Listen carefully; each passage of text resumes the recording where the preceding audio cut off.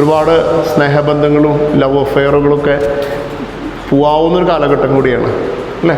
നിങ്ങളുടെ മാഷന്മ ഇവിടെ ഉള്ളതുകൊണ്ട് ഞാൻ ചോദിക്കണില്ല, അല്ലെങ്കിൽ ഞാൻ ചോദിക്കും എത്ര പേർക്ക് ലവൊക്കെ ഉണ്ടെന്ന് ചോദിക്കും. ഇപ്പോൾ ലവൊക്കെ മാറിയില്ലേ? ഇപ്പം എന്തായി? ഇപ്പോൾ ലവറില്ല. ഇപ്പം എന്താ പുതിയ സാധനം? എന്താ പറയേ? ബെസ്റ്റ്. എനിക്കിപ്പോഴും പിടുത്തം കിട്ടാത്തൊരു സാധനം എന്താണെന്നറിയാം. എന്താണ് ഈ ബെസ്റ്റ്? ലവറാണോ അല്ലേ? ലവറാണോ? ഞാൻ ഒരു ക്ലാസ്സിൽ ഇതുപോലെ ചോദിച്ചു. അപ്പോൾ ഞാൻ ചോദിച്ചു ഫ്രണ്ടാണോ? പറഞ്ഞു അതുക്ക് മീതെ എന്ന് പറഞ്ഞു. ഒരു കുട്ടി പറഞ്ഞത് അതുക്ക് മീതെ. ലവറാണോ? അതുക്ക് താഴെ. അപ്പോൾ നമ്മൾ പറയില്ലേ, ഇല്ലത്തുനിന്നായിട്ട് പുറപ്പെടുകയും ചെയ്തു, അമ്മ അതൊക്കെയായിട്ട് എത്തിയിട്ടില്ല. ഫ്രണ്ടല്ല, ഫ്രണ്ടിലൊരു ടിസ്റ്റ് ഉണ്ടായിട്ടുണ്ട്. പക്ഷെ എന്തല്ല, ലവറൊക്കെ അങ്ങോട്ട് എത്തിയിട്ടില്ല അല്ലേ? അതാണ് ബെസ്റ്റ്. അല്ലെങ്കിൽ ഡീപ്രമോഷൻ ചെയ്യുന്ന ആളാണ് ബെസ്റ്റ് എന്ന് പറയുന്നത്. ആദ്യം ലവറായിട്ട് കൊണ്ടുപോകും, പിന്നെ ഏതെങ്കിലും സാഹചര്യത്തിൽ ഒരു ടിസ്റ്റ് വന്നു കഴിഞ്ഞാൽ ലവർ പിടിച്ച് എന്താക്കി മാറ്റും? എന്തായാലും മാറ്റും. പ്രൊമോഷണൽ ഡീപ്രമോഷൻ. പല സിനിമയിൽ കണ്ട് അവൾ എന്നെ ബെസ്റ്റ് ആക്കി എന്ന് പറഞ്ഞാൽ ഡീപ്രമോട്ട് ചെയ്തു ഇല്ലേ?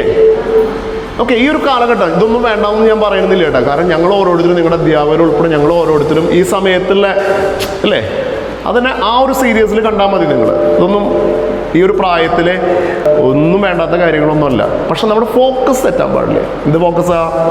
നമ്മുടെ മുമ്പിൽ വലിയ ലക്ഷ്യമുണ്ട് അല്ലേ? ഞാൻ കോളേജ് നടത്തുമ്പോൾ ഒരു പെൺകുട്ടി 3-ാം നിലയുടെ മുകളിൽ കയറി. 3 നിലയുള്ള ബിൽഡിങ്ങാണ്. 3 നിലയുടെ മുകളിൽ കയറി ചാടാൻ വേണ്ടി നിൽക്കുക. ടീച്ചർമാരെ കൂടിയാണ്ട് പിടിച്ചാൽ കൊണ്ടുവന്നു. ഓക്കെ, ഓഫീസ് റൂമിൽ കൊണ്ടുവന്നു. ഇവളോ ഭയങ്കര വയലൻ്റാണ്. +2 കുട്ടിയാണു. ഭയങ്കര വയലൻ്റ് അവള്. എന്ത് പറഞ്ഞിട്ടും നിൽക്കണില്ല. കരയുന്നുണ്ട്, നെഞ്ചത്തടിക്കുന്നുണ്ട്. ഒരു പ്രത്യേക ഒരു മാനസികാവസ്ഥ. അപ്പോൾ ഞങ്ങളുടെ ഒരു പ്രിൻസിപ്പൾ അന്നൊരു ടീച്ചറായിരുന്നു. ടീച്ചർ കുട്ടിയോട് സംസാരിച്ചു. അവസാനം എൻ്റെ ടേബിളിൽ കൊണ്ടുവന്നു. മോളെ എന്താ പ്രശ്നം എന്ന് ചോദിച്ചു. അപ്പോൾ അവൾ പറഞ്ഞു, എന്നെ ചതിച്ചു. ആ കോളേജിൽ തന്നെ ഒരു പയ്യനാണ്, അവനെ എന്നെ ചതിച്ചു, എന്നെ തേച്ചു എന്നാ. അങ്ങനത്തെ ഡയലോഗ് 6-7 വർഷം മുമ്പാണ്. അവൻ എന്നെ തേച്ചു, എന്നെ ചതിച്ചു. അവന് വേറെ ആളായിട്ട് അഫെയർ ആയെന്ന് പറഞ്ഞു. എൻ്റെ കോളേജിലുള്ള വേറെ കുട്ടീനായിട്ട് ഇവന് ബന്ധമുണ്ട്, എനിക്ക് സഹിക്കാൻ പറ്റില്ല, ഞാൻ മരിക്കാൻ പോവാന്നാണ്. അപ്പം നമ്മൾ സ്വാഭാവികമായിട്ടും കുട്ടിയോട് പറയുന്നതാ, അവൻ മോളെ ചതിച്ചിട്ടുണ്ടെങ്കിൽ മോൾ അവനും ചതിക്കേ അല്ലേ? അതല്ലെങ്കിൽ ഓപ്ഷനല്ലോ, വേറെ ഓപ്ഷൻ ഇല്ലേ അല്ലേ? തിരിച്ച് ചതിക്കുക. നമുക്കും ഒരാൾ തന്നെയാണോ? നമുക്ക് വേറെ ആൾ നോക്കിക്കൂടെ? ഇത്രയുള്ളൂ. ഓക്കെ, നോ എന്ന് പറഞ്ഞാൽ എന്താ? നമ്മുടെ ജീവിതത്തിൽ നോ പറഞ്ഞിട്ടുണ്ടെങ്കിൽ ഒരാൾ, അത് റിലേഷൻഷിപ്പിലായിക്കോട്ടെ, ബിസിനസ്സിലായിക്കോട്ടെ, അവസരങ്ങളിലായിക്കോട്ടെ, എവിടെ നോ പറഞ്ഞാൽ നിങ്ങളെന്താ ചെയ്യേണ്ടത്? അത് നെക്സ്റ്റ് ഓപ്പർച്യൂണിറ്റിയാണ്. ഇപ്പം നമ്മളെ സ്നേഹിക്കുന്ന ഒരാൾ നോ പറഞ്ഞാൽ നമ്മളെന്താ വിചാരിക്കേണ്ടതെന്ന് അറിയോ? എന്നെ പോലെ സുന്ദരിയും സുശീലിയും സൗഭാഗ്യവതിയുമായ ഒരാളെ കിട്ടാൻ അവന് യോഗമില്ല. ഓക്കെ, അത് മനസ്സിൽ തീരുമാനിക്കുക. അടുത്ത ഓപ്പർച്യൂണിറ്റി നോക്കുക. That's all. ഇനി നിങ്ങളോടൊരാളെ നോ പറഞ്ഞാൽ എന്താ? എന്നെ പോലെ കഴിവുള്ള സുന്ദരനും സുമുഖനുമായ ഒരാളെ കിട്ടാനായിട്ട് അവൾക്ക് യോഗമില്ല. That's all. അടുത്ത ഓപ്ഷൻ നോക്കുക. ഞാൻ എപ്പോഴും കുട്ടികളോട് പറയും, സിനിമയിലെ ഡയലോഗാ, ഹൃദയത്തിന് 4 അറകളുണ്ട്. സയൻസിൽ പഠിച്ചിട്ടുണ്ട് അല്ലേ? 4 അറയും കൂടി ഒരാൾക്ക് കൊടുക്കരുത്. എത്ര അറ കൊടുക്കാൻ പാടുള്ളൂ? 1 അറ കൊടുക്കാനേ പാടുള്ളൂ. 3 അറ അവിടെ ഓപ്പൺ ആക്കി ഇടണം. മനസ്സിലായ? ഈ കുട്ടി എന്താ പറഞ്ഞതെന്നറിയോ? ഈ ചാടാമായ കുട്ടീനെ വിളിച്ചു കൊണ്ടുവന്ന് ചോദിച്ചപ്പോൾ അവള് പറഞ്ഞ ഡയലോഗാണ്, എൻ്റെ ഹൃദയം മുഴുവൻ കൊടുത്തു എന്നവനെ. എൻ്റെ ഹൃദയം മുഴുവൻ അവനെ ഞാൻ കൊടുത്തു അല്ലേ? അതുകൊണ്ട് എനിക്ക് മരണമല്ലാതെ വേറെ വഴിയില്ല എന്നാണ് അവളുടെ പക്ഷം. അപ്പം അതുകൊണ്ടാണ് പറയണത്, ഒരിക്കലും ഒരാൾക്കും എന്ത് കൊടുക്കരുത്? മുഴുവൻ ഹൃദയം കൊടുക്കരുത്. എത്ര വരെ കൊടുക്കാനേ പാടുള്ളൂ? 1 അറ തൽക്കാലം ഓപ്പണാക്കി ഇടുക. പിന്നെ കല്യാണം കഴിഞ്ഞ് ആ ഒരു റിലേഷൻഷിപ്പിലേക്ക് വരുമ്പോൾ നിങ്ങൾ വേണമെങ്കിൽ ബാക്കിയുള്ള 4 അറി ഒരുമിച്ചാണ്ട് കൊടുത്തോളൂ കേട്ടോ. ഇപ്പോൾ ആ ഒരു കാലഘട്ടം, ഞാനും ആ ഒരു കാലഘട്ടത്തിലൂടെ വന്ന ആളാണ് അല്ലേ? ഞാനും കുറേ പ്രണയങ്ങളൊക്കെ ഉണ്ടായിട്ടുണ്ട്. എൻ്റെ പ്രണയങ്ങളൊക്കെ വെച്ചാൽ മോട്ടിവേഷൻ പ്രണയങ്ങളായിരുന്നു.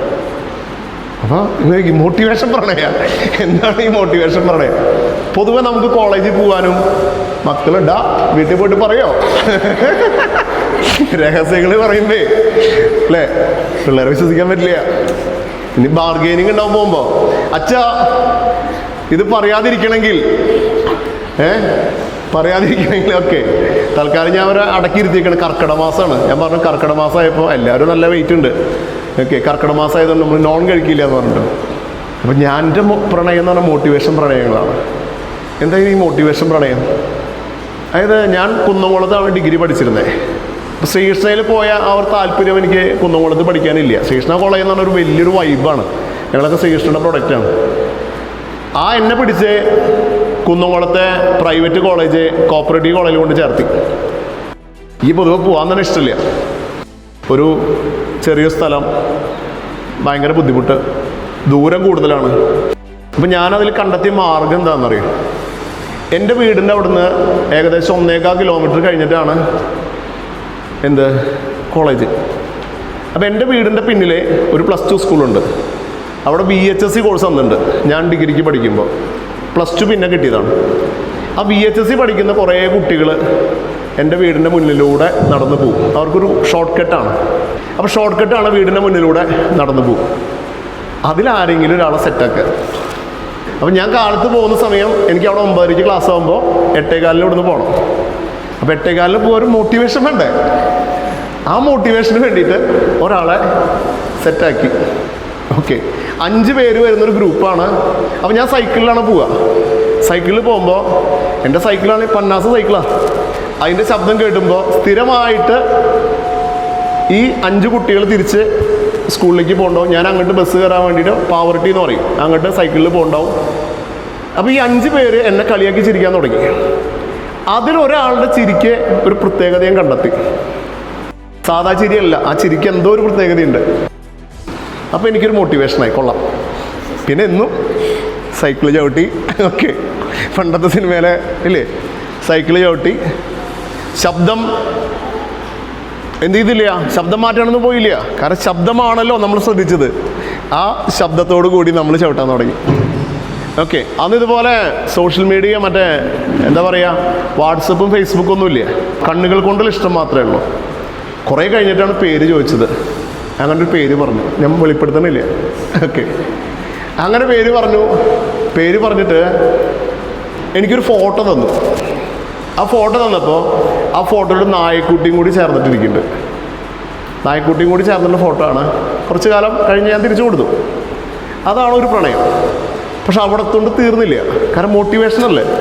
കാരണം മോട്ടിവേഷൻ വരുമ്പോൾ പാവർട്ടി വരെ ആ മോട്ടിവേഷൻ ഉള്ളോ, അവിടുന്ന് അങ്ങോട്ട് അടുത്ത മോട്ടിവേഷൻ വേണ്ടേ, ബസ്സിൽ വേണ്ടേ. അപ്പോൾ വീണ്ടും അടുത്ത മോട്ടിവേഷൻ ബസ്സിൽ സ്ഥിരമായിട്ട്. സെൻറ്റ് ഫ്രാൻസിസ് ബസ്സാണ്. അതിൻ്റെ ഫ്രണ്ടിൽ ഒരു കുട്ടി ഇരിക്കുന്നുണ്ടാവും.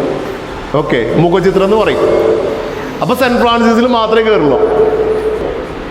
എവിടുന്ന് വരുന്നു, പേരെന്താ, നാടെന്താ, ഒരു കുന്തം എനിക്കറിയില്ല, ഇന്നും അറിയില്ല. പക്ഷെ എന്തുണ്ട്, ഒരു മുഖചിത്രമായിട്ട് ഒരാൾ വരും. ആ കുട്ടിക്ക് അറിയായിരുന്നു ഈ മനുഷ്യൻ ആളെ കാണാൻ വേണ്ടി കാത്തിരിക്കുകയാണ്. ചാവക്കാട് ബസ് സ്റ്റാൻഡിൽ ഇറങ്ങുമ്പോൾ അവർ ചാവക്കാട് ഇറങ്ങും, ഞാൻ കുന്നംകുളത്തേക്കാണ്. ഇറങ്ങുമ്പോൾ ഒരു നോട്ടം ചിലപ്പോൾ നോക്കും. ആ നോട്ടത്തിന് വേണ്ടി നമ്മൾ കാത്തിരിക്കും. അങ്ങനെ കോളേജ് വരെ എത്തി.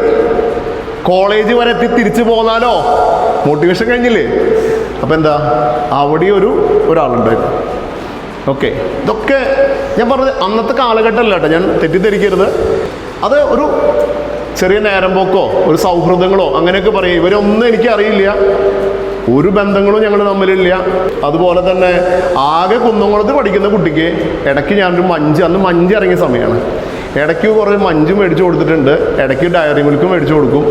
അതുപോലെ തന്നെ ഒരു പ്രാവശ്യം കാർഡും കൊടുത്തിട്ടുണ്ട്, ന്യൂ ഇയർ കാർഡും കൊടുത്തിട്ടുണ്ട്. അപ്പോൾ ഞാൻ പറയണത്, ഈ ഒരു കാലഘട്ടത്തിൽ നമ്മുടെ ഫോക്കസ് ഒരിക്കലും തെറ്റരുത്. എന്താ ഫോക്കസ് തെറ്റരുതെന്ന് പറയാൻ കാരണം, നമ്മൾ പഠിക്കുകയാണ് അല്ലേ. അതിനു വേണ്ടിയുള്ള കൊച്ചു നേരം പോക്കുകളോ തമാശകളോ ഒക്കെ ലൈഫിലുണ്ടായിക്കോട്ടെ.